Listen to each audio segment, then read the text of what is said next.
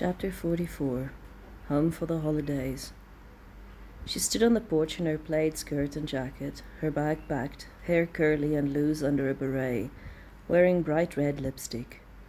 She smiled at him for a moment as he stopped the car, then leapt off the steps. She flung her arms around his neck as he got out of the car, and he wasn't sure if she was just choking him or if the feeling came from happiness. "Hello, darling. You are looking so lovely." "And you look like the handsomest pilot who ever flew the British skies." He kissed her. "A year from now you're going to be Mrs. O'Neill." "Yes, I am." "Now you need to show me the patriarch of our goat ridges." "Yes, I must. He's out in the back paddock with the first two of my nannies."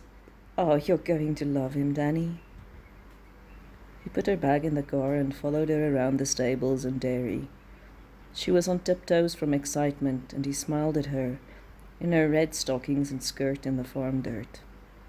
How she'd grown since he'd met her, the shy little curly-headed girl who looked like she'd seen a ghost when he first looked in her eyes. He couldn't take his eyes off her then, and he couldn't now. His soul saw its missing piece in those grey eyes. She leaned over the fence, called out, "Lancy!" From the far corner the black billy lifted his head. She called again, and he sprang into a gallop, the two nannies following shortly on his heels. He stood up against the fence, and she fished a cookie from her skirt pocket. Danny laughed. "So you're carrying goat cookies everywhere now?" "Of course I do. Isn't he gorgeous?" He was a black British Alpine, and he was very handsome, Danny had to agree, in shining health and clearly doted upon. He shook his head, smiling. "And now?" "It's so good to see you, and see you so happy. I wish my mom could have met you. She would have loved you so much." "Oh, Danny." She pressed her face against his leather jacket.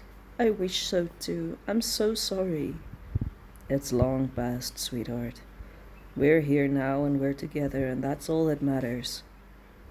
He rubbed Lancelot's face.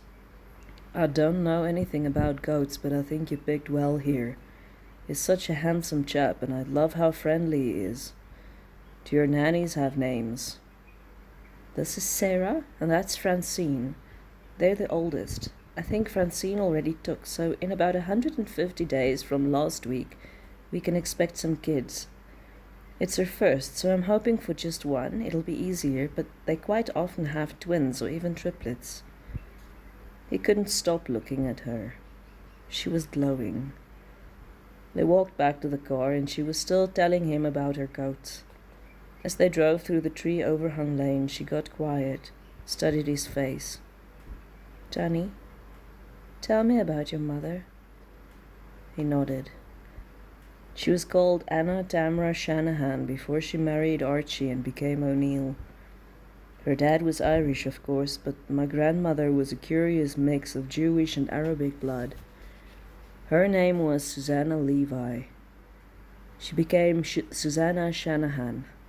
My mother got her dark eyes and hair from Susanna, and so did I. From there her names too. Well, Anna's not unusual, but Tamara was.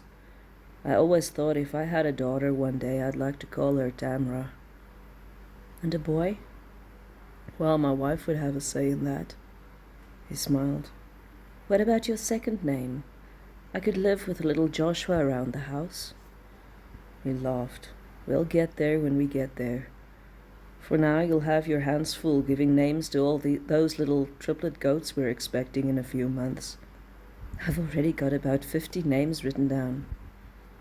"I love how much you love this." She smiled. "Do you have a date in mind yet for next December?" "Not really. I thought we'd wait and see exactly what your parents' plans are and work around that." "Mom reckons they'll land end of November. So what about a Sunday wedding, say the 7th? "I like it. December 7th, 1941. It's a date, darling."